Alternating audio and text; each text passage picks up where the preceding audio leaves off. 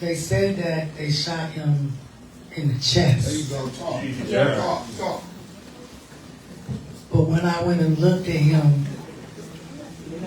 there was no chest wounds. There was no gunshot wounds to the chest. Let me reiterate that.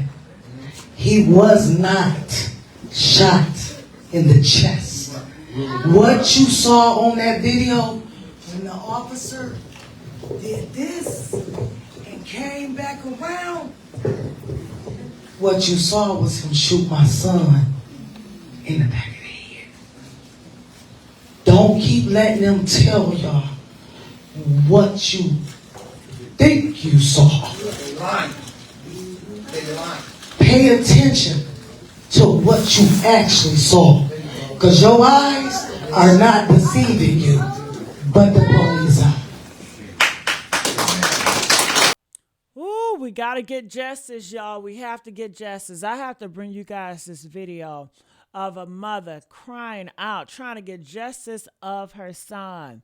Her son was taken out by the police, and she said that it's not right, and she wants justice, and she's telling the people to stand down. They don't want to burn the city up, but they want some justice. I want you guys to hear her out. Make sure you guys like, share, and subscribe here. No, I thank them for their support. I do, however, want to reiterate that I do not condone any type of violence, not even to the officer who shot my son in the back of the head. Okay?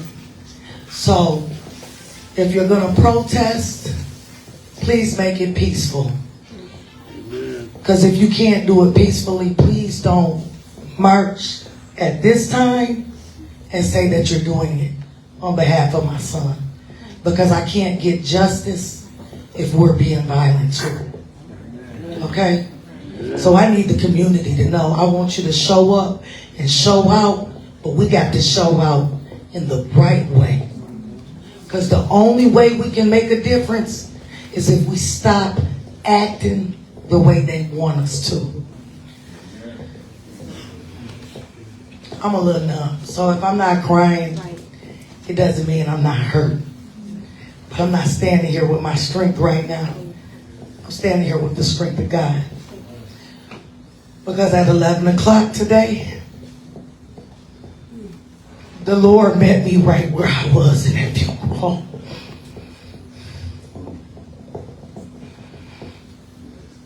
No mother should ever have to have the final memory. That's what I got today. The evidence is there. Y'all couldn't see it, but you will soon enough. But my son was shot in the back of the head. He was mauled in the neck by a dog. And the way he was shot in his hands, you could tell that his hands were being held behind his back. To the police chief, I'm not mad at y'all. What I want y'all to know is, yeah, Daquan was on parole. Daquan was a convicted felon. He was. But Daquan had a heart of gold. Okay?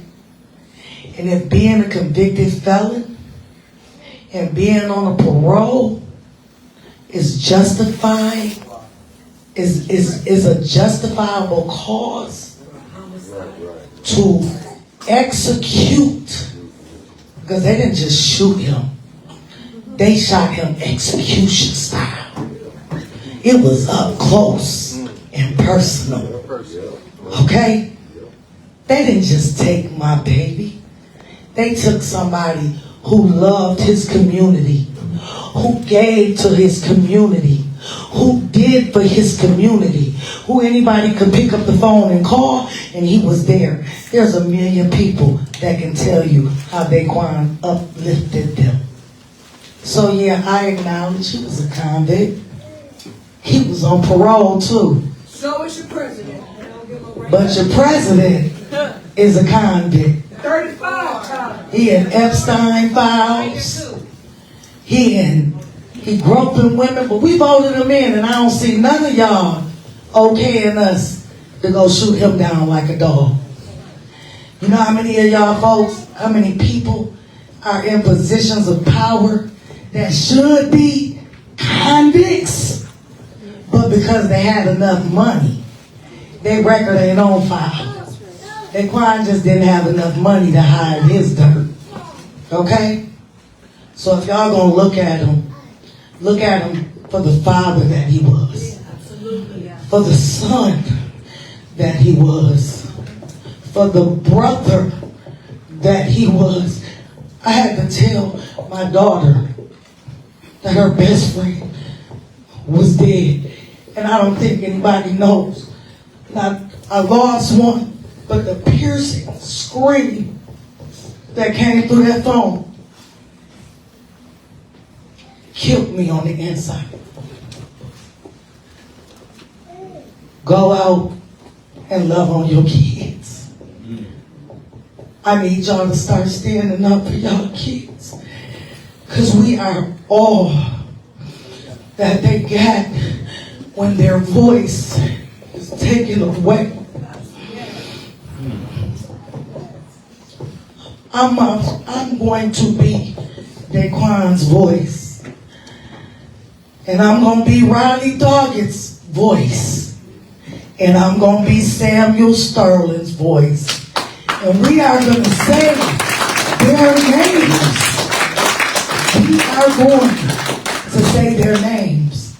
And we are going to get justice. Not just for my son, but for all these other people who the police went home, had dinner with their wife and their kids. And everybody's so worried about them and their them. After they done shot mine down, I still haven't got a contact. My condolences from the chief of police. I ain't heard from the chief of police. And I probably won't. Because if I was them, I wouldn't call me either. Because that's more evidence for me. Just saying. But at the end of the day, I do thank everyone. Justice will be served. My son and the rest of these young men, their lives will not have been in vain. And I have faith in God that my son's death, we're going to make an impact on this one. We will make an impact. But I thank all of you for the love, the support, the inboxes, the phone calls. Even if I can't get to you, know that I'm thanking each and every last one of you. And remember, hold your kids tight. Because you don't know, if you're not in on this march, you don't know if your child is the next one. Thank you. Let's give it up for the mother once more. A few action items I want to put out there on how we can support this mother. First, I want to start with some support that some young men were able to do today. Nephew Jamar Sterling, he was at the East Lost this morning, taking his shift for watching that apartment, and he saw people coming around there trying to look in windows, trying to get to some of the women that were filming. And he was able to call the rest of us brotherhood to come out. My cousin Jay Carter and all of us came out to support Jamar. And we got a chance to talk to some of those women. But because the police came out, it did make some that wanted to come out tonight a little more afraid to even come out. So we need more brothers to help be on the watch. And that doesn't mean that just because we come out, we finna fight the police or whatever, but we not gonna let nobody disrespect the women in our community, period. We don't care what costume you wear. You're not gonna disrespect our women, period. She was able to get a lawyer, one of them, and go downtown and sit down with the police, but you gotta go downtown and sit down with the police because you filmed somebody? So we need more brothers to definitely tap in. And we say brothers, we talking about everybody. We need some sisters too. We need some sisters too. And the fact that GRPD isn't supposed to investigate themselves, it is alleged by some of the women in the apartment that night that some GRPD came up to some of their doors. So if that's supposed to be MSP doing that, today we believe it was MSP that was there. But the night that it happened, there were officers that did go and try to get some intel and information and maybe take their device the way the passenger's device was taken in the Patrick Lyoya case. I'll answer that right quick. When there is something that happens, especially a homicide, is the body ever supposed to be moved? Because in that video, his body was moved twice. The body not supposed to be moved into a coroner or somebody else comes. Why was his body moved twice? Yeah, that's a good question. I'll tell you, I'm not a lawyer, but from every crime scene I've seen, let me finish. I've never seen the body be moved from where the homicide took place. But this was the way they tried to get around it. Most of us see that. You may think he turned over, but the dog that was biting his elbow pulled him back over like this. So when people say he still had a pulse, then he didn't have a pulse. We believe he died on the scene. But to be able to take people away, they say he had a pulse, but we believe he was dead on the scene. I'm going to come right to you. One last question, because we got other people. Next question. Where is the body cam footage of the other officer that was kneeling on his back? If there was a gun present, that clear proof to show whether or not the officer saw the barrel of his gun. Thank you. Because we do believe that we do believe that the police showed the body cam that they thought would be most favorable to them. And that's why these videos that you're seeing now are so important. We do want to see the second body cam. That's a great question. We got one question here.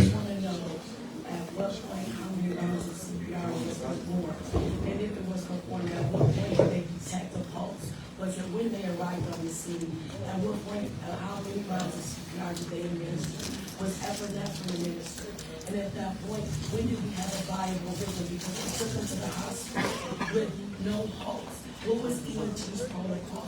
These are questions that the family would like to have answered. So we want to know when the actual time of death occurred. Thank you. And you know that I can't answer that now, but I'm going to follow up with you because we need to get, yes, yes. They said that they shot him in the chest. There you go, talk. Yeah. Talk. But when I went and looked at him, there was no chest wounds. There was no gunshot wounds to the chest. Let me reiterate that. He was not shot in the chest. What you saw on that video, when the officer did this and came back around, what you saw was him shoot my son in the back of the head. Don't keep letting them tell y'all what you think you saw. They lying. They lying. Pay attention to what you actually saw. Because your eyes are not deceiving you. But the